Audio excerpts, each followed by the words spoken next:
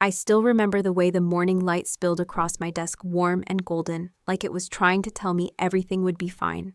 My coffee steamed beside a scatter of circuit boards and sticky notes, each scribbled with half-formed ideas. That room wasn't just where I worked, it was the place where my dreams took shape quietly and stubbornly. I had been up since 5, tuning a delicate sensor that might one day change the way we detect Alzheimer's. And then without warning came the knock. 3 soft taps, a pause, and a voice I knew too well. "Lauren, we need your room." The words were light, almost casual, as if they were asking me to pass the salt. Not give up the one space that still felt like mine. My stepmother stood in the doorway, her posture confident, her smile faint. She explained that Ethan, my younger stepbrother, had just been accepted into Harvard's MBA program. He needed a quiet, bright place to prepare for the next chapter of his life. And apparently, my chapter had just been closed without even asking me to turn the page. I tried to keep my voice steady. "I work from here every day," I said, fingers resting on the sensor I'd spent months perfecting. She waved it off. "It's not a real job, Lauren. You'll be fine in the guest house." Her words landed with a sting I'd known for years, being seen as the one with hobbies, not a career. The one who was dependable, but never celebrated. They had always saved the applause for Ethan, his internships, his awards, his grand plans. My work, it was just tinkering in their eyes. I could have argued. I could have reminded her that the vineyard and the land beneath this house were gifts from my grandfather to me. But I didn't. Instead, I felt something inside me shift, not collapse, but sharpen. I said fine in a voice so calm it almost startled me. I closed my laptop, slid it into its case, and began packing my things. They thought they were pushing me aside, but in truth, they were giving me exactly what I needed. Space, silence, and the final push towards something they could never see coming. I grew up in Sonoma Valley, where mornings smelled of dew on grapevines, and evenings hummed with crickets under a peach-tinted sky. My grandfather's vineyard wasn't just land, it was legacy. He taught me how roots go deep to survive drought, how patience brings the sweetest harvest. I carried those lessons into my work, even if no one else seemed to notice. My family saw the vineyard as a prize to manage. I saw it as the place where big ideas could quietly take shape. And yet being the quiet one meant I was often overlooked. That's a truth many of us know too well. Over the years, I learned how invisibility can feel like both a prison and a shield. At school, I was the one teachers forgot to call on, but also the one who stayed late, figuring out how to code my first neural network. While Ethan collected praise for varsity wins, I collected notebooks full of algorithms and sensor sketches. I think of kids I've met at science fairs, bright-eyed hands stained with solder or paint, whose parents dismiss their projects as just a phase. It's a mistake many make underestimating the quiet work because it doesn't sparkle in public. Looking back, I realize invisibility taught me something valuable: how to work without constant applause, how to build momentum in the dark. But it also planted a hunger for recognition, not from strangers, but from the people closest to me. It's painful when your own family can't or won't see your worth. That's why I often tell young engineers I mentor, build for yourself first, not for validation. Because applause fades, but conviction stays. The day they asked me to leave my room, that conviction became my anchor. I thought about all the times my work was brushed aside, with a smile, all the graduations skipped for someone else's celebration. There's a unique sting in being told you have potential, but never being given the stage. And yet there's power in holding back your full hand. Like the roots of a vine, my plans were growing where no one could see, storing strength for the right season. That morning, as I packed my equipment into sturdy crates, I knew something had shifted. They thought they were giving my room to Ethan. In truth, they were giving me my launch pad. Some memories are sharper than others, like the day of my Stanford graduation. The sun was bright, the air smelled faintly of eucalyptus, and I searched the crowd for familiar faces. They never came. My father had flown to New York with Ethan for a business award dinner, and Victoria texted a quick congrats before posting photos from a rooftop party. I told myself it didn't matter, but the truth is, it did. Moments like that teach you something. When the people you love don't show up, you learn to stand taller on your own. But it also leaves a quiet ache. Childhood wasn't cruel, just lopsided. Ethan got the new bike, I got the "you're responsible" talk. He played varsity soccer with matching gear, while I wore the same hoodie to robotics meets for 3 years. I see this pattern in other families too, where the golden child gets the spotlight and the steady one gets the chores. In American homes, this dynamic often hides under the phrase, "We know you'll be fine." It sounds like trust, but sometimes it's neglect dressed as confidence. And neglect has a way of echoing into adulthood, shaping how you see your own worth. I carried that into my work, without realizing it, always meeting deadlines, never asking for extra credit, quietly achieving while others presented. I remember a science fair in high school, where my AI project took first place, but the principal asked me to hand out ribbons instead of standing on stage. It's a common mistake leaders make, assuming the dependable person doesn't need recognition. In reality, recognition is fuel. It doesn't have to be loud, it just needs to be genuine. That lesson stayed with me, guiding how I lead my own team today. Years later, I began to see the gift hidden in those years of invisibility. It taught me to be patient, to plan, without pressure, to let results speak. Like vines in winter, there's a season where nothing looks alive, but underneath growth is relentless. That perspective became my quiet advantage. Still, the hunger for my family to see me never really faded. When Victoria asked for my room, she thought she was moving me aside for Ethan's next big step. She didn't know she was stepping right into the roots of a plan that had been growing for years, ready to break the surface. Most people in my family thought I worked for some research lab in the city. It was easier to let them believe that than to explain what I was really doing. In truth, I had founded Whitfield NeuroSystems 3 years earlier, quietly incorporated under a holding company in Austin.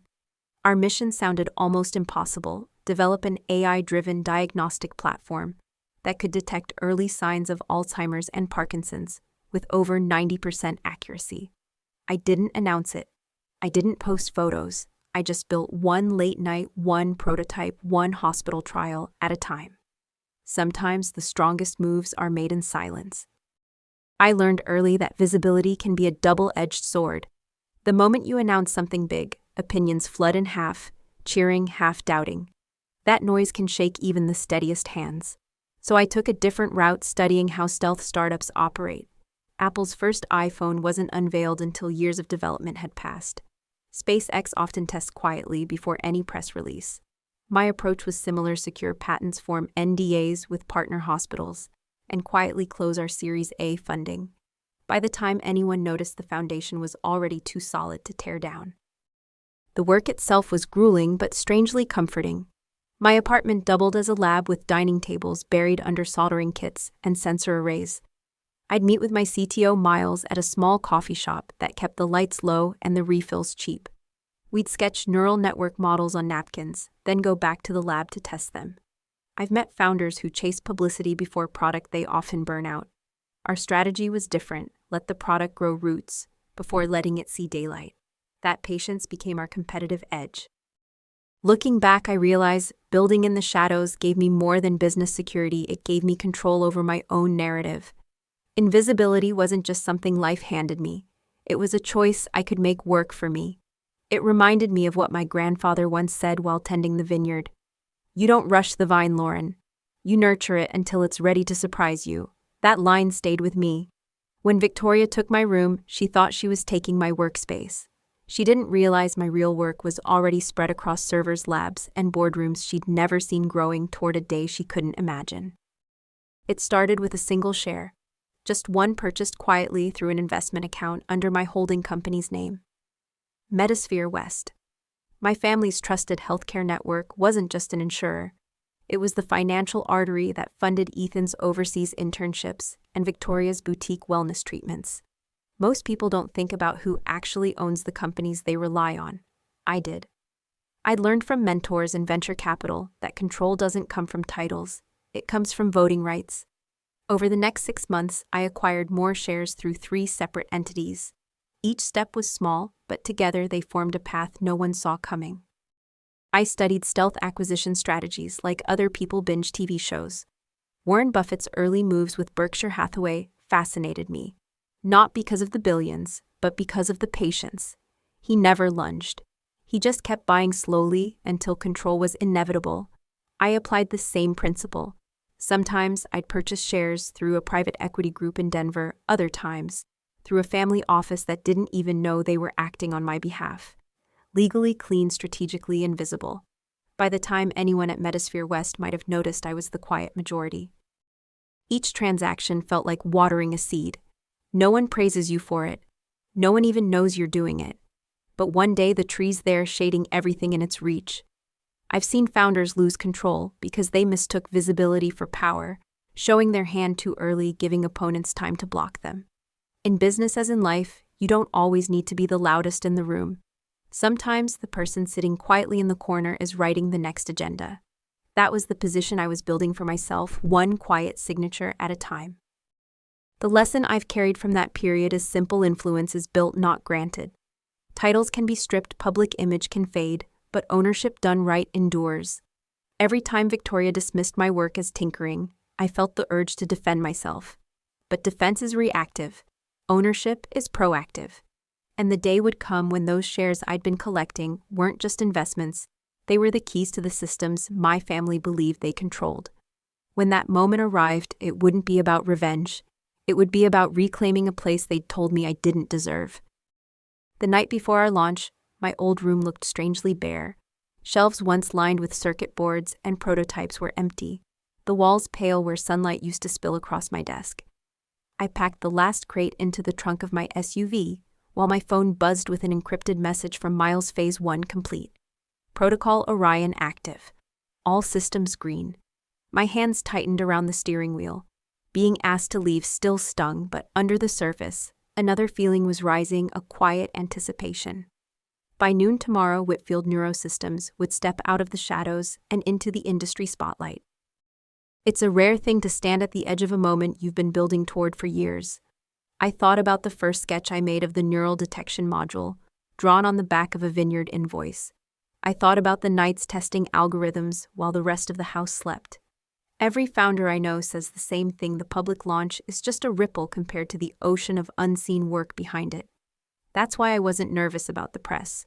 I was ready because we'd already proven the science in rooms no one photographed. Still, there's something bittersweet about arriving at a dream alone. My family didn't know the launch was happening. They didn't even know the company bore my name. Sometimes I imagined what it would be like if they showed up in the front row, proud instead of puzzled. But then I remembered what my mentor told me over coffee one winter morning. If you need their approval to keep going, you'll never get where you want to be. That's the lesson I held on to. Applause is lovely, but conviction is the fuel that lasts through the cold seasons.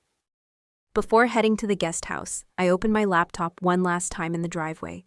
The dashboard showed our server clusters, lighting up across 3 countries' hospital nodes, syncing in real time. It was like watching seeds I'd planted years ago push through the soil all at once. Tomorrow would be noisy calls from investors, interviews, clinical inquiries, but tonight was mine. I closed the laptop, exhaled, and turned the key in the ignition. They thought they had moved me to the margins. What they didn't know was that the margins can be the perfect place to draw a whole new map. 2 days after I settled into the guest house, a message lit up my phone. Family dinner at Arlington Club to celebrate Ethan's acceptance. Lauren, join us if you're free. Dress nice. The irony was sharp. Arlington Club was their favorite country club, a place where I'd once stood in the hallway, waiting for someone to notice I didn't have a seat. Now the invitation felt less like inclusion and more like performance. Still, I replied, I'll be there. Sometimes you accept the invitation not because you need the company, but because you already know the ending will be yours to write. The Arlington Club had always been a symbol in our family, a place where deals were toasted, anniversaries marked, and occasionally people were measured by their last name. I'd learned long ago that such rooms can be both stages and cages. In corporate culture, the exclusive table is often overrated. Real influence comes from owning the building the table sits in. That thought made me smile as I considered the dinner ahead. I knew something they didn't. By the time we sat down, I'd already secured control over the system, underwriting much of their lifestyle. I've often told junior founders this: never walk into a meeting without knowing your leverage. In business as in family, people may size you up based on perception, but numbers and ownership don't lie. My leverage wasn't in loud arguments or flashy announcements. It was in the shares, the patents, the contracts already signed. Just like a chess player who moves a pawn for 5 quiet turns, I'd positioned myself for checkmate, without them even realizing they were in play. And at Arlington, I wasn't going for drama. I was going for clarity. That evening, I opened my closet and chose a simple black dress, no designer label, flashing no attempt to outshine anyone. My power wouldn't come from fabric or sparkle.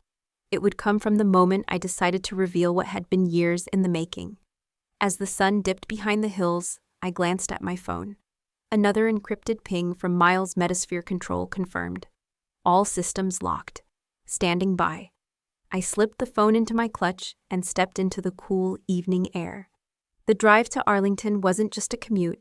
It was a quiet walk toward a table I had once been told I didn't belong at, ready to show them I now owned it. The Arlington Club was exactly as I remembered: polished walnut walls, chandeliers casting soft gold light, and the faint scent of cedar from the old coat room.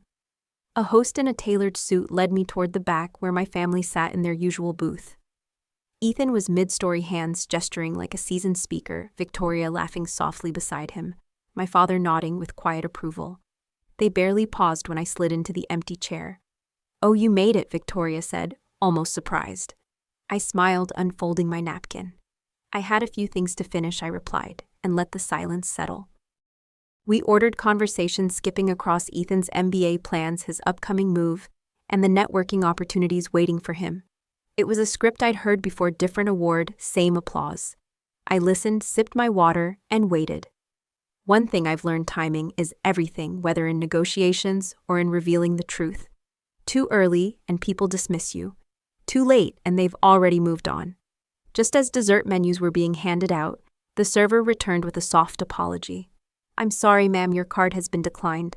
Victoria frowned, brushing it off. "Run it again." The server did, twice. Then my father offered his card, declined. Ethan tried his Medisphere corporate card with a confident shrug, declined. Around us, the chatter of other diners faded, replaced by the hum of their confusion. "That's impossible," my father muttered. I set my glass down gently. "It's not impossible," I said. "It's just different leadership now." His eyes narrowed. "What leadership?" "This is where leverage meets revelation. In life, the truth often has more weight when it lands without warning." "Medisphere West," I said. "I'm the majority shareholder now." They stared, the words settling slowly like snow in a quiet street. It's in moments like this that people reassess everything they thought they knew. I explained briefly how irregular billing patterns had triggered internal audits, leading to account restrictions. I didn't gloat. I didn't raise my voice. I simply gave them the facts, because facts need no embellishment. In business, the most powerful statement is often the simplest: "I own it now." Their reactions shocked disbelief. Silence were the same I'd seen in boardrooms when someone underestimated the quietest person at the table. The lesson here is universal. Never assume someone's role by the chair they occupy. Influence isn't about where you sit, it's about what you hold. As the server stepped away, I leaned back, calm in a way I hadn't been in years. This wasn't about humiliating them. It was about reclaiming the space they'd once pushed me out of. But the night wasn't over. There was still more to say, and the next part would be harder for them to hear. I could have stopped there, let the silence do the work, but some truths deserve daylight. I met my father's gaze. The audit didn't just flag billing issues. It uncovered ghost employees, inflated trial results, and unreported grants funneled into family clinics. Victoria's fingers tightened around her napkin. Ethan shifted uncomfortably. These weren't just numbers. They were years of paper trails now in my hands. I'd seen this before in the corporate world, how a single ethics breach could unravel empires. Theranos, Enron, Purdue Pharma. Different industries, same pattern: when people believe no one's watching, they forget the rules still apply. In that moment, I remembered the day my father tried to intercept one of my patent filings through Medisphere's legal department. I'd been 27, barely breaking even, and he'd called it a business consolidation. It was theft dressed in polite language. "Do you recall last March?" I asked him now. His eyes flickered. "You were too busy rehearsing Ethan's award speech to read your own board memos. Sometimes the smallest betrayals plant the deepest roots. That's why this wasn't just about corporate misconduct, it was personal. And personal truths have a way of making the air feel heavier." I spoke evenly, but every word carried weight. Protocol Orion is an AI oversight framework, I explained. It doesn't care about family names. It flags irregularities, halts bad actors, and triggers independent investigations. In business ethics training, they call it accountability infrastructure. I'd built it into the very system they thought was theirs to manipulate. My team and I had seen too many patients harmed by greed disguised as innovation. This was our answer to that. A system strong enough to stand even when the people in charge wanted to look the other way. The lesson here is clear structures outlast personalities. Build systems that work without favoritism, and they'll protect more than just profit, they'll protect people. My family had operated for years under the assumption that influence was immune to consequence. But influence without integrity is like a vine with shallow roots. It looks strong until the first real storm. I didn't need them to admit guilt that night. The investigation would speak louder than any apology. I leaned back, the candlelight flickering against their stunned faces. The next step was inevitable, and I was ready for it. The night had shifted, and so had the balance of our history. The weeks that followed moved quickly. Medisphere West's leadership board called an emergency meeting, and within days, several executives, including my father, were placed on administrative leave pending investigation. Ethan's new hospital contract was quietly terminated under a compliance restructure. Victoria's social calendar emptied faster than the champagne in her glass. It reminded me of a truth I'd seen in both business and family life: collapse rarely comes from one big blow. It's usually a chain of small ignored cracks that finally give way. When the cracks are built on ego and entitlement, they don't just break, they crumble without warning. News outlets picked up the story and measured headlines: Regional Healthcare Network under investigation for grant misuse. I didn't speak to the press. I didn't need to. Public perception is like wildfire. Once it starts, you can't control its direction. I watched from my office as friends of my family unfollowed them on social media. Board memberships disappeared from their bios, and polite invitations stopped arriving. In America's social circles, reputation is currency, and theirs had just been declared bankrupt. Quietly, steadily, the empire they'd built on image was dissolving before their eyes. I thought about the patients whose care had been compromised by inflated trial data, about the young researchers whose grants had been siphoned into vanity projects. These weren't just line items in an audit, they were real people's futures altered by someone's greed.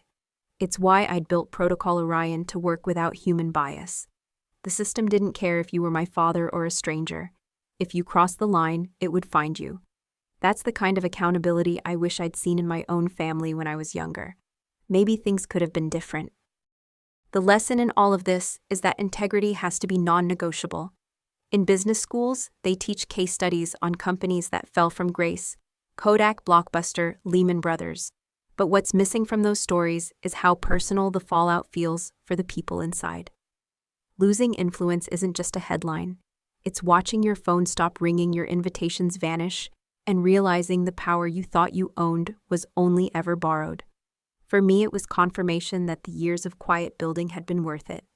I wasn't just surviving their neglect anymore. I was reshaping the ground beneath their feet. Looking back, I see the arc clearly now. I went from the quiet girl in the corner overlooked at her own graduation to the founder who controlled the very systems my family relied on. Every slight, every dismissal, every closed door became a piece of the foundation I built Whitfield NeuroSystems on. They thought the guest house was a step down. It became my launch pad. They thought my work was just tinkering. It became the backbone of an industry shift. The truth is, the labels others give you don't define you. They reveal how small their vision is compared to yours. I've learned that power doesn't have to be loud to be real. It lives in the choices you make when no one's watching, in the work you keep showing up for when applause never comes. My journey wasn't about revenge. It was about reclaiming space, about building something unshakable for the underestimated and unseen. If you've ever been told you're not enough, remember, roots grow deepest in the dark. And one day those roots break the surface, not asking for permission, but claiming their place in the light. Today I invest in young innovators whose ideas don't fit neatly into the spotlight. Founders tinkering in garages, researchers coding in library corners. I tell them my story not to inspire envy, but to remind them that the quiet ones rewrite the rules.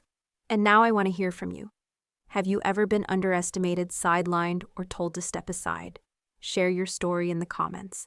Like this video if it resonated, subscribe so we can build this community together. And remember, you don't have to shout to be heard.